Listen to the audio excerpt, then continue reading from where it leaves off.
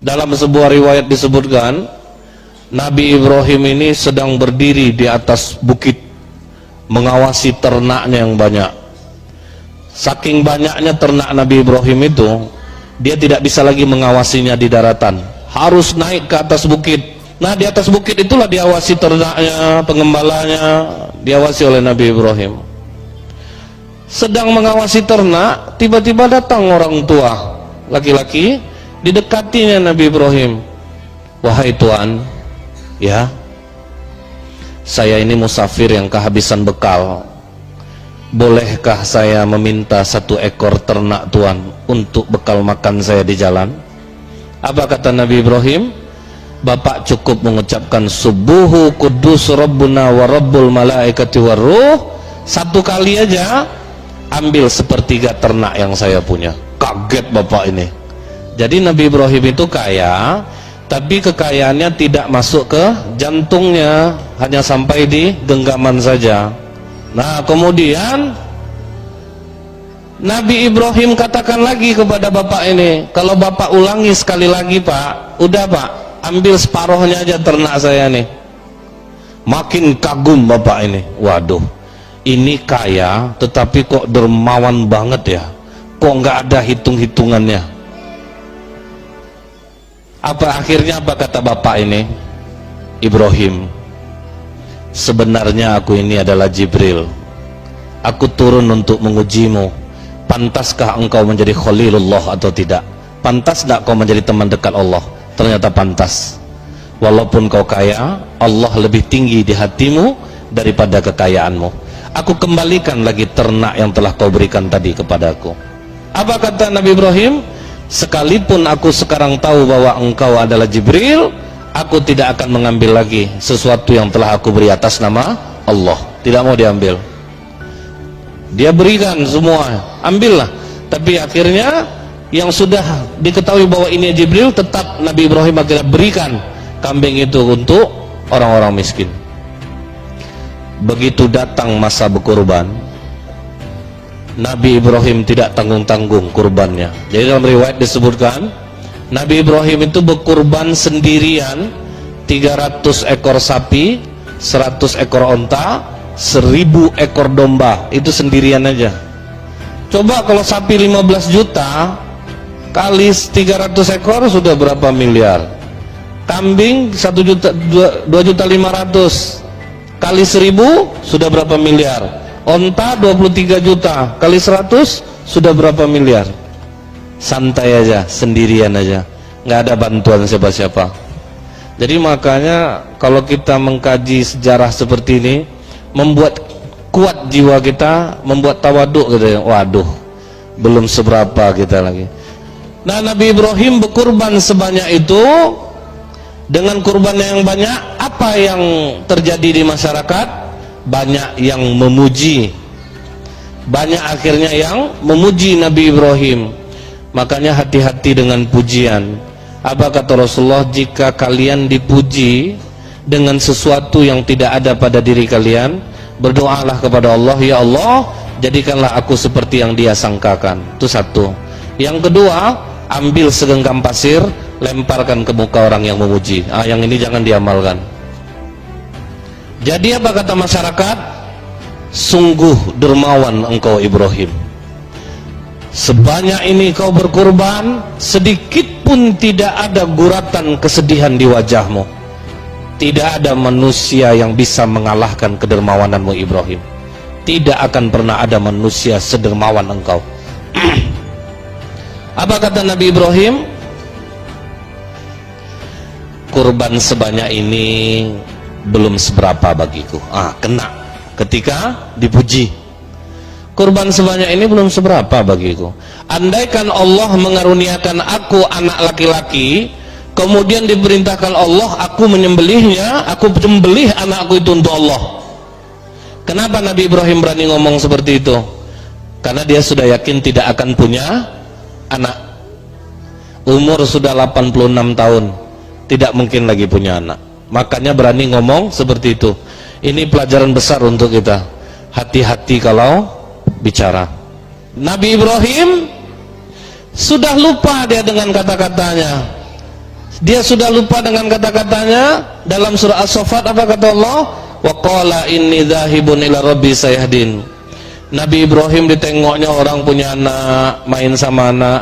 Apa kata Allah? Sesungguhnya aku harus pergi, kata Nabi Ibrahim, kepada Tuhanku, dia akan memberikan petunjuk kepadaku. Pengen betul punya anak, karena udah lama tidak punya anak, pengen punya anak. Akhirnya Nabi Ibrahim berdoa. Apa doa Nabi Ibrahim untuk mendapatkan anak? Rabbi habli minas solihin. Dia ulang-ulang doanya tadi, Rabbi habli minas solihin, Rabbi habli minas solihin. Akhirnya dijawab oleh Allah, fabasyarnahu bigulamin halim. Aku karuniakan kau anak yang sabar dan penyantun. Jadi kan dari Siti Sarah tidak punya anak. Umur Siti Sarah juga sudah cukup tua, tetapi kecantikannya masih kalah perempuan-perempuan muda. Maka Siti Sarah bicara kepada Nabi Ibrahim, wahai Ibrahim, kita sudah lama berumah tangga, tapi kita belum juga mendapatkan anak. Bagaimana kalau kau menikah saja dengan Hajar? Rencana Siti Sarah hanya sekedar basa-basi, mengetes-ngetes gitu, karena dia yakin rasanya Nabi Ibrahim tidak akan mau nikah dengan Siti Hajar, karena Siti Sarah ini cantik walaupun dia sudah tua. Rupanya dipelurus oleh Nabi Ibrahim. Iyalah kalau gitu, udah terlanjur ngomong, mau diapakan lagi? Nah, kenapa kita katakan Siti Sarah ini sebenarnya basa-basi? Kalau kita lihat dalam kitab Qisasul Anbiya karya Ibnu Katsir rahimahullah, begitu Nabi Ibrahim nikah sama Hajar, tiap hari Siti Sarah marah kepada Hajar, berantem, ngamuk Siti Sarah. Jadi orang poligami itu, cemburu itu dari zaman dulu tuh udah memang cemburu. Jadi nggak usah heran, pasti ada masalah itu pasti. Siti Sarah sering ngamuk sama Siti Hajar, sampai Siti Hajar meninggalkan rumah, nggak tahan lagi dia. Malaikat Jibril menghampiri Siti Hajar, wahai Hajar, jangan engkau tinggalkan rumahmu, kau dalam keadaan mengandung. Disitulah Hajar sadar bahwa dia mengandung. Maka ditutupinya lah kandungnya dengan stagen. Jadi perempuan pertama yang menggunakan stagen perut itu adalah Siti Hajar. Cuman kandungan semakin lama semakin besar, tidak bisa ditutupi lagi. Akhirnya Siti Sarah pun tahu dan meradang. Pokoknya begitu lahir anak ini nanti, aku tidak ingin dia dan anaknya ada di dekatku. Bawa dia pergi jauh-jauh. Ngamuk Siti Sarah. Begitu lahir Nabi Ismail, dalam keadaan merah-merah itu dibawalah jalan kaki oleh Siti Hajar dan Ibrahim dari Palestina menuju Mekah. Jadi sempat tidak berenak-enak hati. Jadi sempat berantem. Di dalam Al-Quran dikatakan Allah, falamma balagha ma'u sa'ya, maka ketika Nabi Ismail ini sudah berumur cukup, ada yang mengatakan 7 tahun, ada yang mengatakan 13 tahun, tanggal 8 Tarwiyah Nabi Ibrahim tidur di Mina. Waktu tidur itu datanglah mimpi, wahai Ibrahim, tunaikan nazarmu, sembelih anakmu sebagaimana yang pernah engkau ucapkan dulu. Tidak. Wah, tuh ya, tersentak, bangun. Ini pasti dari setan. Ini dari setan, tidak mungkin dari Allah. Tapi aku rasanya pernah ngomong seperti ini dulu. Dilihat Nabi Ismail kecil dipeluk oleh Nabi Ibrahim. Sambil menangis, tertetes air mata sang ayah ke tubuh anaknya. Nabi Ismail pun terbangun. Ayah, kenapa kau menangis? Tidaklah, ayah sangat mencintaimu. Dipeluk oleh Nabi Ibrahim. Ini pasti mimpi buruk, mimpi dari setan. Tanggal 9 Nabi Ibrahim pindah tidur ke Arafah. Di Arafah datang lagi mimpi yang serupa. Kali ini Nabi Ibrahim bangun, langsung dia meyakinkan dirinya, ini mimpi dari Allah, akan aku sembelih anakku. Jadi berani ngomong, tanggung jawab Allah segalanya. Aku pernah ngomong menyembelih anak untuk Allah, aku sembelih anakku untuk Allah. Tanggal 10 Zulhijjah Apa kata Nabi Ibrahim kepada Hajar? Wahai Hajar, mandikan anak kita ini bersih-bersih, beri dia wewangian, beri dia pakaian baru, karena aku hendak membawanya bertemu dengan Allah. Jadi sejarah pakaian baru itu adalah hari raya Idul Adha. Sambil menunggu anak dimandikan, Nabi Ibrahim mengasah pisau sampai tajam. Pisau sudah serasa tajam, anak sudah selesai dimandikan, beri wewangian, kasih pakaian, maka anak ini dibawa jalan menuju Mina. Di saat itulah iblis goncang, langsung broadcast rapat mendadak, share, ngumpul iblis semuanya. Ada yang nggak pakai baju jadinya tersangkut sini. Apa nih buru-buru kali ini? Kita nih ada proyek besar. Apa proyek besarnya? Kalian ingat? Kita dulu gagal merayu Nabi Ayub. Jangan sampai gagal kita merayu Ibrahim, agar jangan dia sembelih anak kandungnya sendiri. Siap? Siap Tuhan. Tapi bagaimana caranya Tuhan? Kalian dekati Hajar, karena kalau seorang ibu tahu dia anaknya akan disembelih, pasti dia ngamuk. Maka iblis menjelma menjadi manusia, mendekati Hajar. Hajar, ya, tahukah kau mau dibawa kemana anakmu Ismail? Ya, anakku hendak dibawa bertemu dengan Allah. Bohong Hajar. Bohong gimana? Kau tidak nampak tadi suami kau megang pisau? Nampak. Tahu kau guna pisau itu untuk apa? Tidak tahu. Memangnya untuk apa? Dia akan menyembelih anakmu Hajar. Tidak. Bohong kalian. Tidak mungkin seorang ayah akan menyembelih anaknya. Tapi katanya dari Allah Hajar. Apa? Dari Allah? Kalau Allah yang memintanya, jangankan leher anakku Ismail, leher aku pun aku mau kalau Allah memintanya. Itu istri solehah, carilah yang macam ini. Tapi tidak ada lagi, itu stok terakhir, nggak ada lagi. Jadi iblis berpindah kepada Ibrahim, dia menjelma jadi manusia. Ibrahim, mau kemana? Aku mau nyembelih anakku. Kenapa disembelih anakmu? Aku dulu pernah ngomong, kalau Allah meminta anakku, akan kusembelih anakku untuk Allah. Jadi aku sekarang mau menyembelihnya. Udahlah Ibrahim, minta ampun aja lah kepada Allah. Allah itu kan maha pengampun. Tidak, bukan itu masalahnya. Aku akan tunaikan apa yang pernah kuucapkan. Kalau aku punya anak, akan kusembelih untuk Allah kalau Allah memintanya. Pergi kalian. Kalah iblis. Udah Ismail nih, coba kita rayu. Ismail kan masih kecil. Ismail, mau kemana? Mau apa? Dibawa ayahku bertemu dengan Allah. Bertemu dengan Allah? Iya, ayahku yang mengatakannya. Bohong Ismail. Kau lihat ayahmu megang pisau? Iya, aku melihatnya. Kenapa? Kata ayahmu, dia diperintahkan oleh Allah. Oh, Allah yang memerintah ayahku.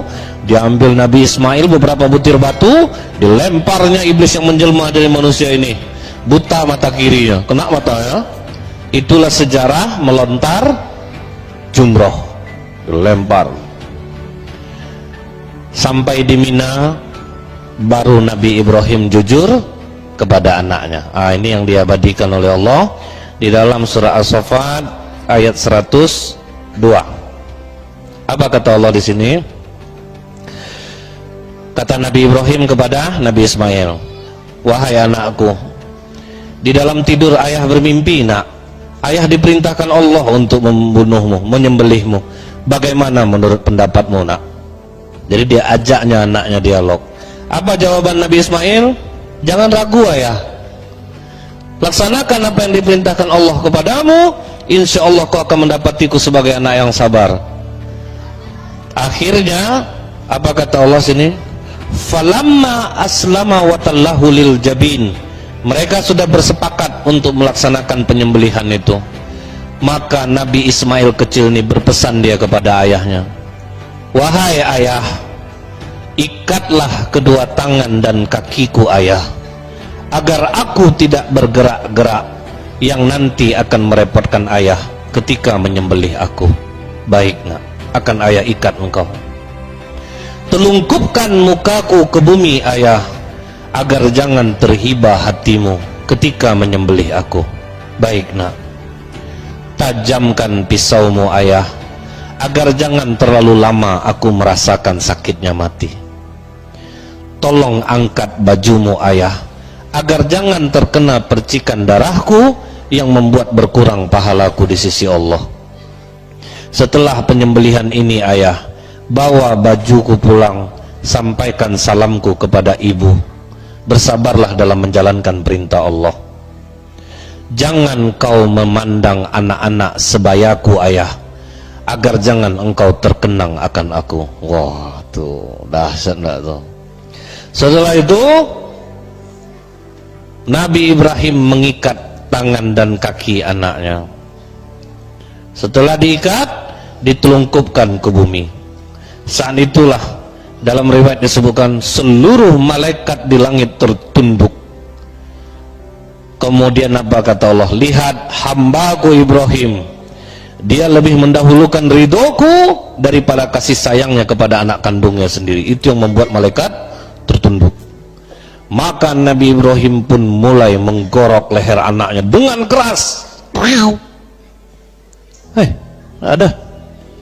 Gak ada jejak sama sekali, gak termakan pakai pisau yang sudah tajam itu. Bingung Nabi Ibrahim, aneh, rasanya pisau ini udah tajam, dicobakan ke kayu, putus kayu, masa leher enggak?